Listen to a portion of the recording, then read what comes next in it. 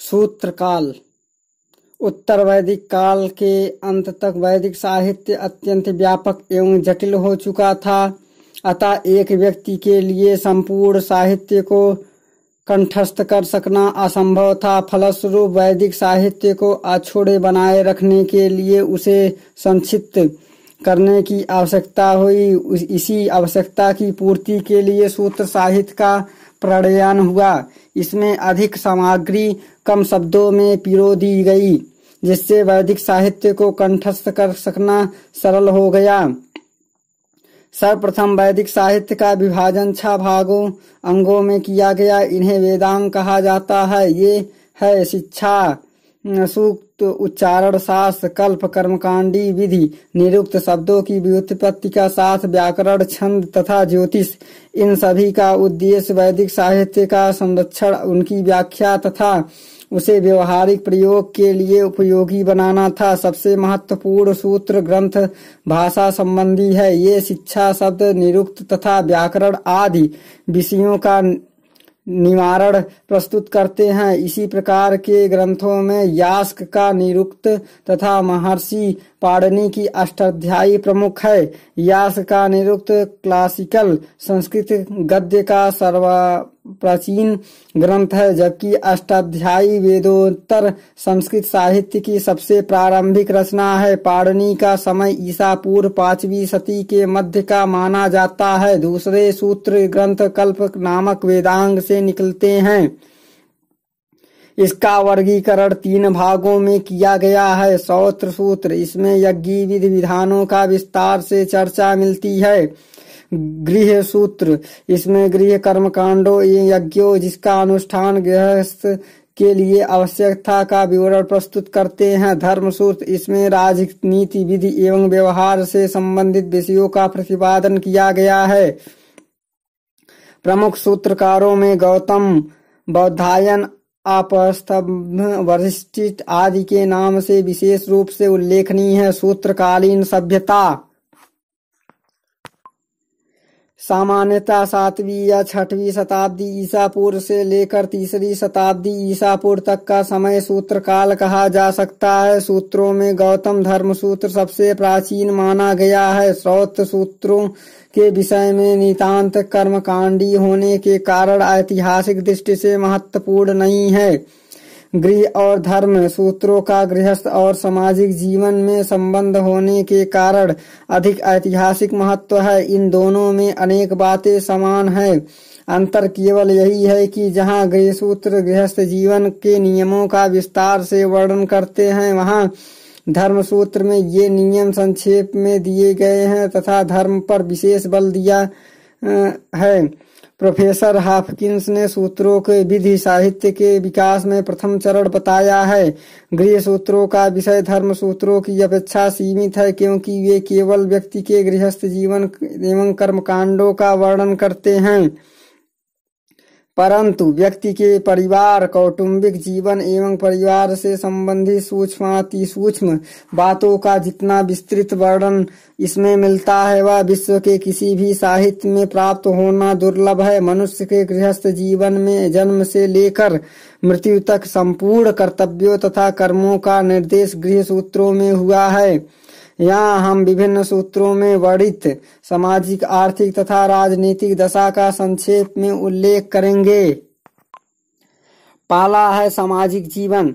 उत्तर वैदिक काल में समाज, इस समय के समाज में संयुक्त परिवार की प्रथा थी। सबसे वरिष्ठ विवाहित सदस्य परिवार का स्वामी होता था। पारिवारिक सदस्यों के पारस्परिक संबंध प्रेम पूर्वक हुआ करते थे। कन्याओं की अपेक्षा पुत्र का महत्व अधिक था। गृह सूत्र में पिता के पुत्रों तथा परिवार के अन्य सदस्यों के प्रति कर्तव्यों एवं उत्तरदायित्वों का वर्णन मिलता है। इस बात पर बल दिया गया है कि वह सभी सदस्यों के खा लेने के पश्चात ही स्वयं भोजन ग्रहण करे। पिता की सम्मानपूर्ण स्थिति का उल्लेख भी धर्म सूत्रों से मिलता है। सूत्र काल तक आते आते वर्णों का पारस्परिक विभेद काफी बढ़ गया। प्रथम 3 वर्णों ब्राह्मण, क्षत्रिय और वैश्य को एक साथ मिलकर द्विज कहा गया और इन्हें शूद्रों से अलग माना जाने लगा। ब्राह्मणों की सामाजिक प्रतिष्ठा अत्यधिक हो गई। इन्हें विविध प्रकार के करों तथा दंडों से मुक्त घोषित किया गया। प्रशासन में पुरोहित का प्रभाव बहुत बढ़ गया तथा उसे राजा से ही ऊपर बताया गया। गौतम के अनुसार राजा अन्य सभी वर्गों का शासक होता था, किंतु वह ब्राह्मण वर्ग का शासक नहीं था। अपस्तब्ध ने 10 वर्ष के ब्राह्मण को 100 वर्ष के क्षत्रिय से श्रेष्ठ कर बताया है। ब्राह्मण का मुख्य कार्य अध्ययन, अध्यापन, यज्ञ, याजन तथा प्रतिग्रह था, किंतु विषय परिस्थितियों में वह अन्य वर्णों की वृत्ति को भी अपना सकता था। राजन क्षत्रिय वर्ग का प्रमुख कर्तव्य युद्ध तथा शासन करना था। दोनों वर्णों के बीच सामंजस्य बनाए रखने के लिए सूत्रकारों ने यह घोषित किया कि कृषि, पशुपालन, वाणिज्य के द्वारा अपना निर्वाह करते थे। सामाजिक एवं सांस्कृतिक स्थितियों में धीरे धीरे शूद्रों के निकट आती चली जा रही थी। समाज में अस्पृश्यता का उदय हुआ। चांडाल अस्पृश्यता माने जाने लगे, जो नगर के बाहर निवास करते थे। वर्ण कठोर होकर जाति में बदल गया, जिसे आधार कर नाम होकर जन्म माना गया। अंतर्वर्ण विवाह एवं खान पान पर स्पष्ट रूप से प्रतिबंध लगा दिया गया। विभिन्न वर्णों के कर्तव्य का अलग अलग स्पष्ट निर्देश किया गया। शूद्रों के समाज का अत्यंत निकृष्ट तथा अधिकार विहीन वर्ग माना गया। उन्हें अध्ययन, यज्ञ, मंत्रोच्चारण आदि का अधिकार नहीं था। वशिष्ठ उन्हें शमशान के समान अपवित्र मानते थे। उनका एकमात्र कार्य दूसरों की सेवा द्वारा अपना निर्वाह करना था। उन्हें संपत्ति रखने का अधिकार नहीं था तथा वे जो कुछ संपत्ति कमाते थे वह अन्य वर्णों के उपयोग के लिए थी। उपयुक्त 4 वर्णों के अतिरिक्त समाज में अन्य अनेक जातियां जैसे अम्बष्ठ, उग्र, निषाद, मगध, वैदेहक, रत्कार आदि का आविर्भाव अनुलोम तथा प्रतिलोम विवाहों के फलस्वरूप हो गया। पाणिनि ने 2 प्रकार के शूद्रों का उल्लेख किया है, निर्वासित नगर से बाहर रहने वाले तथा अनिर्वासित नगर की सीमा में रहने वाले। इसमें पहले प्रकार के शूद्र की ही अस्पृश्यता माने जाते थे। वर्ण व्यवस्था के साथ साथ व्यक्ति के जीवन को नियमित करने के उद्देश्य से आश्रम व्यवस्था का विधान किया गया। आश्रम 4 थे, ब्रह्मचर्य, गृहस्थ, वानप्रस्थ तथा संन्यास।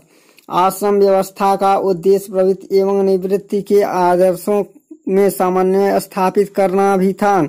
एक मनुष्य की आयु 100 वर्ष मानी गई है तथा 25-25 वर्ष की आयु प्रत्येक आश्रम के लिए निर्धारित की गई है।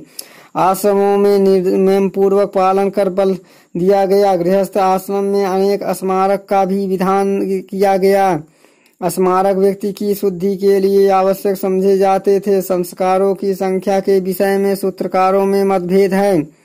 गौतम ने इसकी संख्या 40 बताई है। संस्कार जन्म से लेकर मृत्यु तक किए जाते थे। इसमें विवाह, गर्भाधान, जातकर्म, नामकरण, अन्नप्राशन, चूड़ाकर्म, उपनयन आदि प्रमुख थे। गृहस्थ आश्रम में मनुष्य के 5 महायज्ञों, ब्रह्मयज्ञ, प्राचीन ऋषियों के प्रति श्रद्धा प्रकट करना, देवयज्ञ, देवताओं का सम्मान, भूत यज्ञ, सभी प्राणियों का कल्याणार्थ, पितृयज्ञ, पितरों का तर्पण हेतु, मनुष्य यज्ञ, मानव मात्र के कल्याणार्थ का अनुष्ठान करना पड़ता था। चारों आश्रमों का विधान केवल द्विजों के लिए ही था।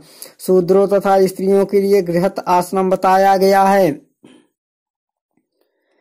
सूत्र काल में स्त्रियों की दशा वैदिक काल की अपेक्षा हीन थी तथा परिवार में उन्हें सम्मानित स्थान प्राप्त था। विवाह के 8 प्रकारों ब्रह्म, दैव, अर्ष, प्रजापत्य, गंधर्व, असुर, राक्षस तथा पैशाच का उल्लेख अश्वालय, गृहसूत्र तथा अनेक धर्मसूत्रों में मिलता है। गोभिल गृहसूत्र में पत्नी को ही घर बताया गया है। बहुविवाह का प्रचलन था, सती प्रथा का प्रचलन नहीं था। विधवा का अपने पति की संपत्ति पर अधिकार माना गया। विवाह एक पवित्र बंधन माना जाता था। वशिष्ठ धर्मसूत्र कुछ परिस्थितियों में स्त्री के पुनर्विवाह का विधान करता है। इसमें स्त्री की स्वतंत्रता का विरोध इन शब्दों में मिलता है। स्त्री स्वतंत्रता के योग्य नहीं है। बाल्यकाल में पिता उसकी रक्षा करता है, यौवन में पति रक्षा करता है तथा वृद्धावस्था में पुत्र रक्षा करता है। परंतु सूत्रकारों का नारी के प्रति दृष्टिकोण परवर्ती स्मृतिकारों की अपेक्षा अधिक उदार था। अधिकतर सूत्रकार तलाक प्रथा का विरोध करते हैं। वशिष्ठ किसी भी परिस्थिति में स्त्री या पत्नी त्याग की अनुमति नहीं देते तथा अपलस्तभ ने इसके अपराध में पति के लिए कठोर दंड का विधान किया है। कन्या को यह भी अधिकार दिया गया कि यौनावस्था प्राप्त करने पर यदि उसका पति या पिता ब्याह नहीं करता तो 3 माह प्रतीक्षा करने के पश्चात वह अपना स्वयं विवाह कर सकती है।